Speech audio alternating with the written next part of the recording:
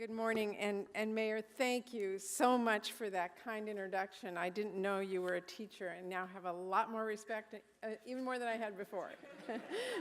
So thank you. And what a pleasure it is to join all of you for this year's Arctic Encounter Symposium. And first, let me just welcome you back to Seattle and thank each of you for being here today, as well as for your commitment to addressing our shared concerns and promoting our shared interests in the Arctic region. And I especially do want to thank Senator Lisa Murkowski for inviting me to this year's conference and her continued leadership in the Senate on Arctic issues. Like my friend from Alaska, I have long understood the importance of the Arctic to our nation and our way of life here in the Pacific Northwest, which is why I am so glad to see so many people gathered in one room who are passionate about collaborating to tackle the global issues and threats that endanger our Arctic region, including the urgent threat of climate change. We are an Arctic nation, and Washington State, with our rich maritime industry and our proximate position to the Arctic Circle, is a strategic asset in our nation's efforts to promote our interests in the North. So it's fitting that this conference is taking place here today, where so many families and communities are directly and indirectly connected to the fate of the Arctic. And as a voice for Washington State communities in the United States Senate, that has meant recapitalizing our nation's heavy icebreaker fleet one of my top priorities. Our heavy icebreakers play a critical role in our national security, and Washington State's port capacity, active military communities, and ship maintenance industries have made this an ideal home for our nation's icebreaker fleet. Over the years, I've been very proud to work with my colleagues to secure federal investments to build and maintain our heavy icebreakers at U.S. Coast Guard Base here in Seattle. That's meant working successfully to secure funding to improve the Polar Star, which is our last functional heavy icebreaker out on the water, and it is a critical resource for our nation's national security, economic capacity, and scientific research capabilities.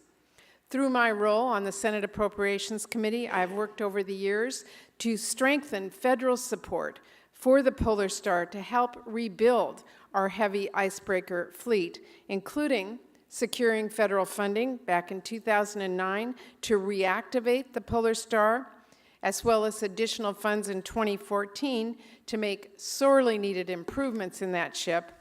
But one aging heavy icebreaker is not enough. Decades of studies have warned that more heavy icebreakers are needed. So that's why I worked with Senator Murkowski to successfully secure a significant $675 million federal investment for a new heavy icebreaker in 2019 to ensure that our Coast Guard has the tools it needs to protect our interests in the Arctic. Thank you. And I want you to know I will continue working with her to fighting to strengthen investments until we repair and refurbish our heavy icebreaker fleet. Because you know what, it really is up to us to make sure we have the tools and resources necessary to protect our nation's strategic interests in a changing world. And that includes addressing the immediate threat of climate change, which, as we speak and as you heard, is reshaping the Arctic in ways that could impact maritime trade and national security for generations to come.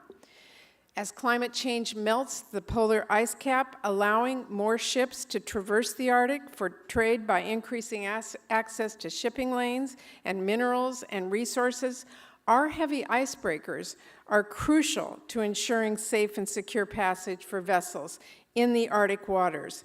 It is important to invest in these assets for our economic success, as well as our long-term national security capacity and competitiveness, making sure that the United States keeps a seat at the table in conversations about the future of the Arctic region, including important conversations about growing energy exploration and maritime trade in the Arctic. But even as necessary as it is, just growing our icebreaker fleet won't go far enough. Over the long haul, we have to begin taking action to combat the immediate and growing threat of climate change if we hope to shape the future of the Arctic.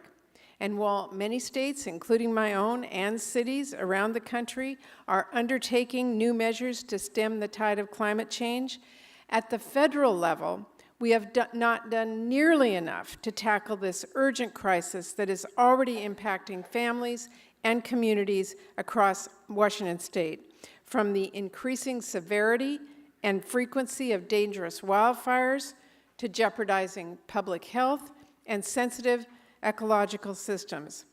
Now, I'm thrilled to see so many new and bold ideas now on the table to begin attacking this crisis with the urgency and sensitivity that it needs, and look forward to continuing our efforts in Congress to move this conversation forward and bring the federal government to the front lines of the active battle against threats posed by the planet's rapidly changing climate. This should not be a partisan issue. The science on climate change is clear, and we know the critical impact it has on the Arctic. And Congress has shown, even recently, that when it comes to protecting our environment and conserving our natural resources, there is room to find bipartisan consensus, like just a few weeks ago. With the leadership of Senator Murkowski and Senator Cantwell, we were able to pass a landmark public lands package that extended new protections to critical federal lands and priceless natural resources that so many communities count on. So we can do this bipartisan work. Won't be easy, never is, but I look forward to continuing our work in Congress to find solutions to the climate change crisis. And I stand ready to work with anybody who's dedicated to that goal for the health of our planet, including the Arctic Circle. So thank you again for inviting me to this really important symposium, and thank you for everything all of you do to help realize the Arctic's full potential and find sustainable solutions for the Arctic's future and the communities who live there. No, I am very proud to be another champion for the Arctic in the Senate and all of the opportunities that it brings to families in Washington state and around the country. So thank you again for inviting me. I really appreciate it, and I look forward to the rest of your conference. Thank you.